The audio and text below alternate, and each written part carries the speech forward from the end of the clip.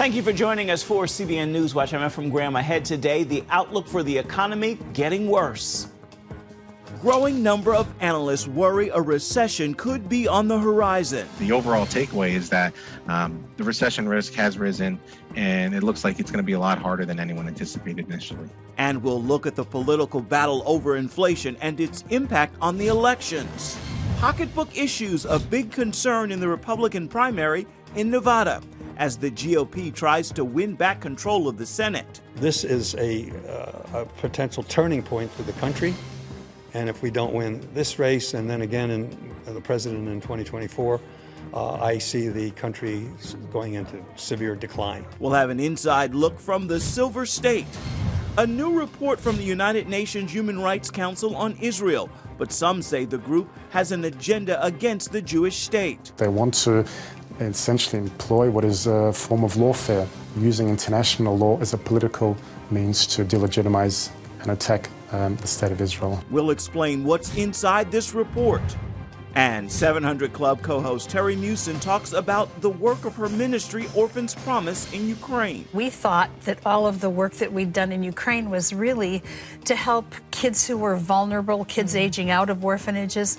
And now with the war, we see that God was strategically positioning us all around the country for such a time as this. We'll hear about what Orphans Promise is doing in Ukraine and more on today's edition of CBN NewsWatch. This is CBN NewsWatch. And we begin the show today with the top issue for voters in this election year, rising inflation. The stock market taking another major hit Monday, with the Dow Industrials down 876 points, as a growing number of economists believe the United States will fall into a recession. CBN's Jenna Browder has more now from Washington. After a dismal start to the week on Wall Street, there are growing fears a recession could soon be coming. And a big announcement from the Fed tomorrow is causing even more concern. The S&P 500, the index tied to most 401ks, finishing down nearly 4% Monday and more than 20% for the year, officially entering bear market territory. The overall takeaway is that the recession risk has risen, and it looks like it's going to be a lot harder than anyone anticipated initially. Inflation pounding consumers. Everything from gas, now averaging more than $5 a gallon, to groceries going up. This Minnesota station putting it this way: we hate our gas prices too. A new survey shows 67% of Americans are dipping into savings to pay their bills, and some are resorting to credit cards. We're seeing more utilization of credit right now because people are trying to sort of figure out a way to fill in the gap in their household budgets. Meanwhile, the Federal Reserve is expected to take aggressive action tomorrow, potentially raising interest rates by 3/4 of a point, the steepest hike since 1994. The problem is that the Fed was late in with fighting inflation, and now they're kind of scrambling, and the opportunity to begin tightening was there. You can make the argument that they should have been raising rates at the beginning of the year. Republicans on Capitol Hill blame government spending for inflation. Senator John Thune citing the president's $1.9 trillion American Rescue Plan in a recent hearing. There's no question that the $2 trillion bill last year overheated the economy, and it's why we have the mess that we have today. Treasury Secretary Janet Yellen, though, insisting it was necessary to pull the economy out of a post-pandemic slump. The overwhelming risk was that Americans would be scarred by a deep and long recession. Either way, it spells trouble for President Biden, whose polls are at an all-time low, most Americans citing inflation for the reason. And the economy is expected to hurt Democrats in the midterm elections. A recent New York Times article says there are many Democrats whispering the president himself shouldn't run again in 2024. In Washington, Jenna Browder, CBN News. Inflation is a major issue in the primary season as well, and today we'll see another set of primaries around the country. The focus will be out west in Nevada, which could be a major prize for Republicans. If they can take the Silver State's Democratic Senate seat, that could be the victory that gives them control of the Senate once again. CBN's Matt Galka has the story now from Las Vegas. Here in Las Vegas, the stakes are always pretty high. Well, just about halfway through primary season, the political stakes get a little higher, with Nevada playing a major role on the national stage and it could ultimately be the decider after November. GOP candidate Adam Laxalt met with supporters in Las Vegas over the weekend. The former state attorney general has his eyes set on Washington and the Senate now. We have the best opportunity in a very, very long time to have this huge contrast. Two former AGs in a big clash in what's going to be the biggest Senate race in America. Mark my words, this will be the biggest Senate race in America. Laxalt and political newcomer Sam Brown are fighting to take on Democrat incumbent Senator Catherine Cortez Masto, considered one of the more vulnerable in the country. Cortez Masto helped flip the Senate blue in 2016. Now Nevada's midterm could be a key decider in determining which party controls the chamber after 2022. This is a potential turning point for the country. And if we don't win this race and then again in the president in 2024, I see the country going into severe decline. Barry Hartman chose Laxalt because of one key endorsement. There's a lot of good candidates, but ultimately I'm a strong Trump supporter, and he's very strong with his endorsement. The race here shaping up to be neck and neck in a year when Democrats are up against record inflation. Nevada Independent editor and political insider Elizabeth Thompson says pocketbook issues will likely be the priority for voters. The Democrats, they're definitely on the defensive, and it's just the way that political and economic cookie crumbles. We all know that the things affecting the economy right now that are in play are not all Joe Biden's responsibility, but the voters don't see it that way. Voters can be, I would say, reactionary, especially when things are bad. Now, as far as the House of Representatives goes, political insiders here in Nevada see only one real toss-up race, but redistricting could play a role in a potential red wave come November.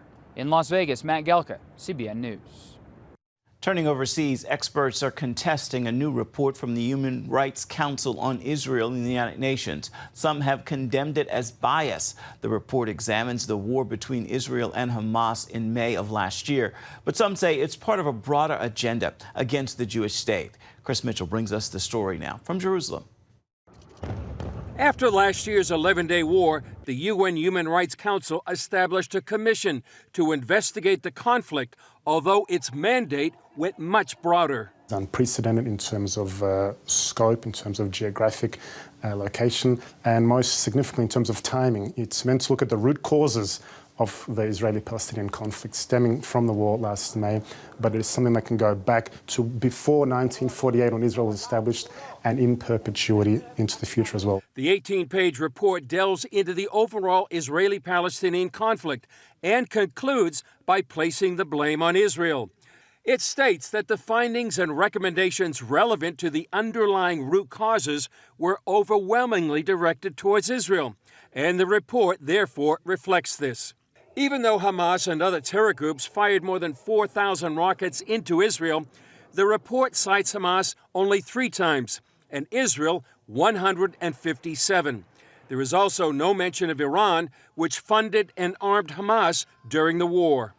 We love Hamas! We love Hamas! At the Geneva UN headquarters, Israeli attorney Nitzana Darshan-Leitner led a demonstration against the report. To come and expose the real face of the Human Rights Council of the UN, compare them to not other but terrorists. In the end of the day, both the UN Council and the terror organization have the same goal, to destroy the state of Israel. The UN is using diplomatic means, fake reports, blood libels, and the terror organization using military means, terror attacks and missiles against Israel. Darshan-Leitner says the council has 10 agendas, and one is devoted just to Israel.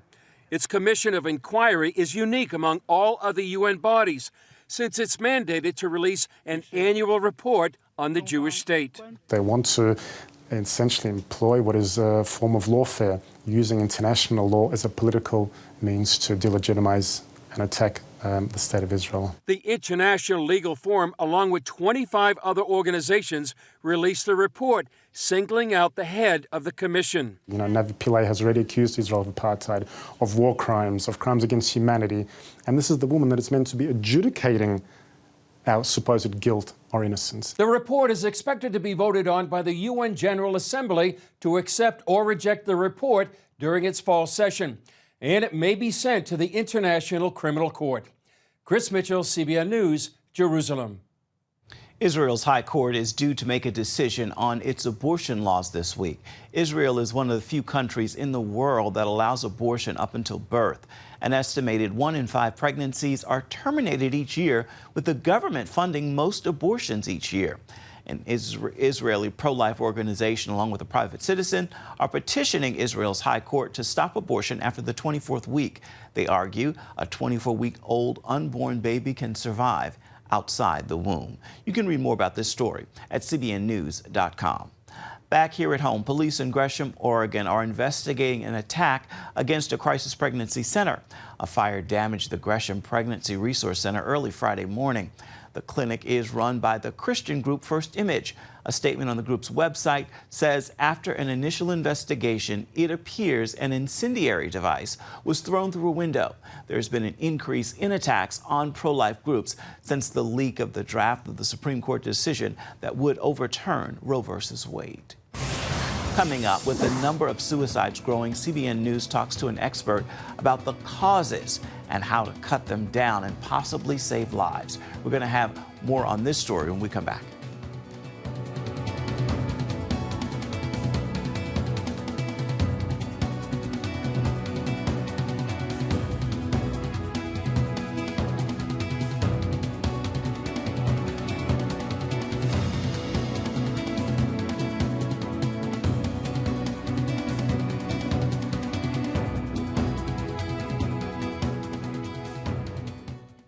When I came to Regent University, it's like the world opened up. I felt like I needed to advance my career and go back to school. Regent was a perfect fit for me. The Regent professors are world class. You are equipped. The focus of the faculty is on each individual student, whether it's online or in person. You become a part of Regent's family. You carry with you not just the content and the knowledge, but the confidence to understand that we can be significant in the world. Regent University. Follow your path. Nigerian Christians in Iran are routinely arrested. Catholic Christians continue to suffer. In times of trial and affliction, you need to know the truth. One of the fastest growing Christian populations in the world. Join Wendy Griffith and George Thomas for Christian World News. Young people are the ones who are open to the gospel. Powerful stories of suffering and hope that affect all Christians. Saturday night at 6 on the CBN News Channel. Get Protect Your Sleep and discover how to improve the quality of your life. A free DVD or booklet from the Christian Broadcasting Network. If you're not a great sleeper, you can do things to make yourself a great sleeper. If you're already a pretty good sleeper, you can enhance your sleep and be even better. 5 leading experts help remove the obstacles between you and restorative sleep. When you don't get a restful night's sleep, you wake up with an accumulation of stress. Call 1-800-700-7000 or go to cbn.com to get your free DVD or booklet today. Everything you do better with a good night's sleep. You'll discover how food affects your sleep, how to put insomnia to rest, explore effective remedies for sleep apnea, and much more in Protect Your Sleep. Wake up to your best life and get Protect Your Sleep today. Call 1-800-700-7000 or go to cbn.com to get your free DVD or booklet.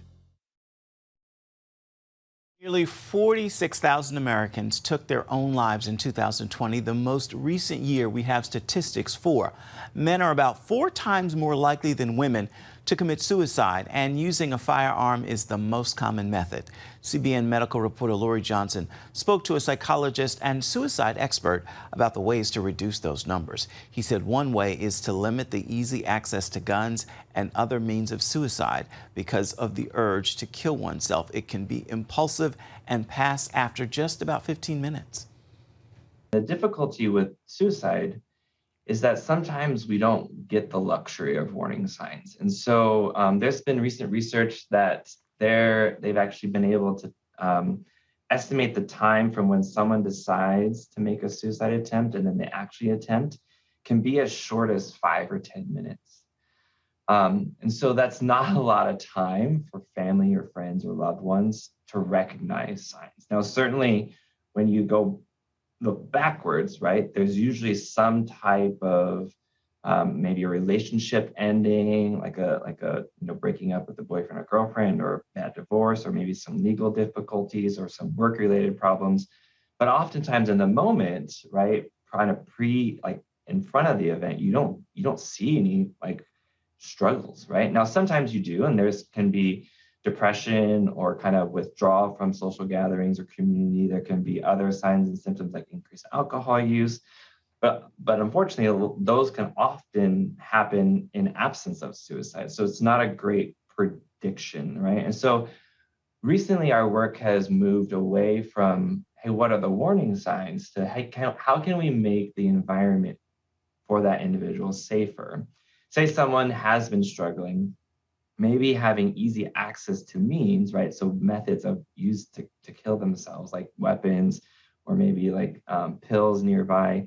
Maybe now's not a time to have easy access to those. We're trying to move towards, hey, how do we lower the overall risk for everybody versus trying to pinpoint who's going to need that risk lowered in that moment? So making the environment safer, decreasing access to weapons, locking up guns, kind of storing them separate from their ammunition. These are things that actually have been shown to decrease suicide rates far greater than like pinpointing who's going to be the next person to struggle. And you can see this entire interview on Healthy Living with Lori Johnson this evening at 8:30 Eastern. You can find it on the CBN News Channel, or you can simply download the CBN News app to watch it as you like. Still ahead, 700 co-host Terry Musin talks about the work of our organization, Orphans Promise, and how they're helping those in need now during this war in Ukraine. We're going to hear from her right after this. Stay with us.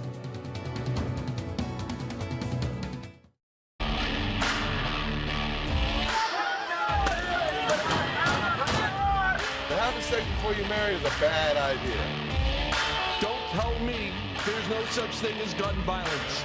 That just depends on your definition of when life begins. Watch Dan and Dale tackle trending topics that test your faith on the next Faith Wire. Monday night at 8:30 on the CBN News Channel. The Global Lane takes you around the world, providing facts over fiction. What might rising trade and geopolitical tensions mean for you on the home front? With over 45 years of experience, award-winning journalist Gary Lane brings you the truth from a global angle. What about the issue of immigration? World news analysis you won't see anywhere else. And it's all right here on the Global Lane. Thursday night at 8:30 on the CBN News Channel.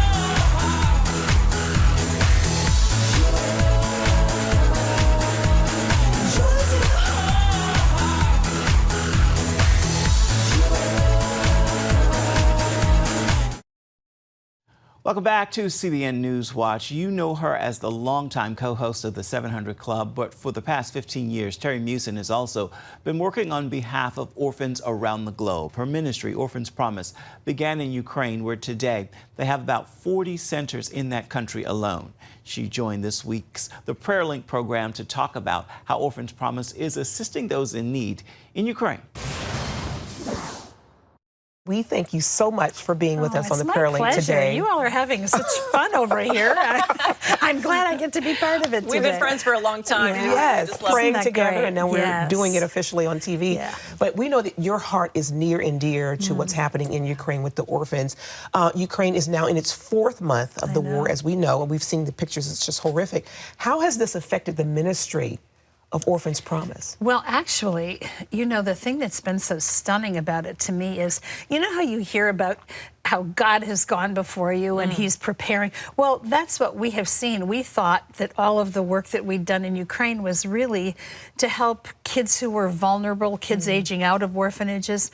And now with the war, we see that God was strategically positioning us all around the country for such a time as this. And who knew, you know? So it's been really wonderful to see how that has worked. In fact, in the area you're talking about, that whole Donbass, you know, Luhansk and Donetsk area that has been so decimated. I mean, you just don't understand, like, what is Putin even trying to do? I mean, you can only destroy so much and there's nothing left anymore. But that said, we had centers there. And so even now, there are people there who are distributing covertly, you know, food and help to the few who are left there. I don't know how many people are actually there, but it's devastating. And so, and we've had some people who haven't made it out of there. We had a young couple who was working with us in Donetsk, and she was pregnant and they had 2 children, and he went out to get something from the place where they were staying, and shrapnel hit him and he bled to death. And so here she's now in Syria with her 2 kids, but devastated. I mean, she's about to have her 3rd child and her husband is gone and her home is gone. And you know, even though we hear all these stories of the amazing people of Europe who have received these people, it's not home. Like, nobody speaks your language. You got out with the clothes on your back and a small bag, and you know, it's just hard to imagine the trauma that these people have gone through in all of this. And it's personal for you because these are your friends. Like you said, you've lost people, you've lost workers. I know the one lady was kidnapped early on. We've never heard from her, but you know, so many, literally thousands of people have been taken from that eastern region again into Russia, into, I think they call them reinformation camps, and they're, you know, they're being brainwashed with all of the propaganda there. We just pray she's alive, but you don't know. Such inhumane, genocidal things have been done that you really don't know what's left. Horrific. I understand before the war, you guys received prophetic words. Some of your staff received prophetic words to turn the centers into shelters, and that's exactly what's happening. Yeah, well, it is what's happening, and some of the places have been so remarkable. They've continued what the center does, and then they bring in the mattresses, and people come and stay for however long they need to, because that western part of Ukraine is still doing pretty well. So, you know, there you see people, but still, you know, I mean, jammed together in these places, and yet grateful to be with others who understand their plight. You know, even when you're accepted into the home or the church or wherever in another country, it's not home. So I was over there a couple months ago, and one phrase I learned, I don't speak Ukrainian, but was doma edoma. Doma, home is home. Yes. And I heard that over and over, that they were thankful for the help, but of course, home is home. Now you can see this entire interview on the PrayerLink tonight at 6:30 Eastern. You can find it on the CBN News Channel, or you can simply download the CBN News app. Coming up, we're going to bring you an advanced look at a scene from the upcoming season of The Chosen. It shows one of the most famous episodes from the life of Jesus here on earth. We'll have that story for you when we come back. Stay with us.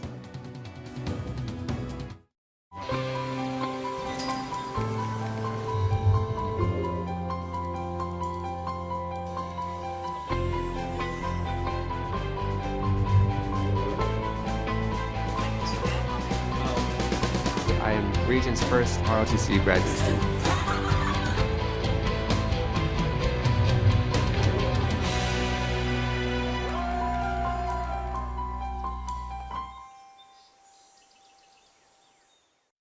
I'm Ephraim Graham, and this is Studio 5. Cruise with me as I discover the good things happening in the world of music, sports, television, and movies. The fact that Ryan Coogler was going to be directing the film, I knew that something special was going to happen. We'll chat with artists at the forefront of entertainment and explore the connection between popular culture and faith. I asked my pastor, I said, well, does that mean I'm supposed to be a preacher? He says, well, no, you already have a pulpit. Wednesday night at 8:30 on the CBN News Channel. How'd you like to get a redo on your health, on your body? on your arteries so you could have the energy you had 20 years ago. The great news is you can. I'm Dr. Mike Roizen, chair of the Wellness Institute at the Cleveland Clinic. I've written 4 New York Times bestsellers. But even better than having to read all that, you can listen to this DVD and watch it. Protect your heart? Yes, you can. Here's how. Go to CBN.com or call 1-800-700-7000 for your free copy of Protect Your Heart. Let the medical experts show you their new discoveries on how to avoid heart disease and even reverse it. Easy steps to uncover the hidden dangers in your medicine cabinet, reduce stress, and get a complete do-over for your health. Call 1-800-700-7000. That's 1-800-700-7000. Or go to CBN.com to claim your free copy of Protect Your Heart. The CBN News app, 24/7 news from a Christian perspective at home or on the road. One place for all of your news. Breaking news alerts. Set daily prayer goals and pray for news stories. Read the most important news and watch CBN News Channel live. CBN News, because truth matters. Go to cbnnewsapp.com to get the app today.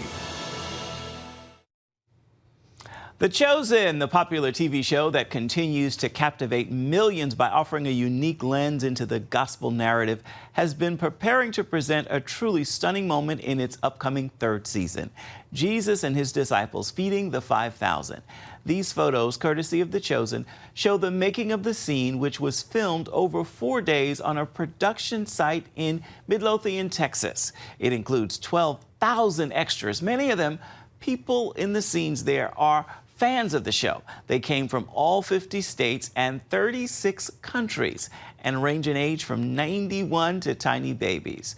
Darrell Eves, the CEO and executive producer of The Chosen, told KLTV-TV that most of them came at their own expense and even made their own costumes. The powerful scene is based on the narrative in Matthew 14, verses 13 through 21, where readers see Jesus miraculously feed a crowd of 5,000 people with only 5 loaves of bread and 2 fish. You can read more about the making of this scene at cbnnews.com. Time now for your Tuesday Tweetable, and here's a message I pray will inspire you and move you to post, tag, tweet, and share it with others. Hold on and don't you dare quit. If God allows you to get to it, He is sure to bring you through it. Your job is to trust Him and remain steadfast. Remember, the race is not given to the swift nor to the strong, but to him who endures. With that word, I encourage you to make this a terrific Tuesday. That is a wrap for this edition of CBN NewsWatch. You can always find more of our programs on the CBN News Channel. You can find them there at any time, as well as online at cbnnews.com. Let us know what you think about the stories you've seen here today or any day. You can email us at the address right there on your screen, newswatch@cbn.com. And of course, you can always reach out and touch us on Facebook, Twitter, and Instagram. We look forward to seeing you right back here, same time tomorrow. Goodbye and God bless.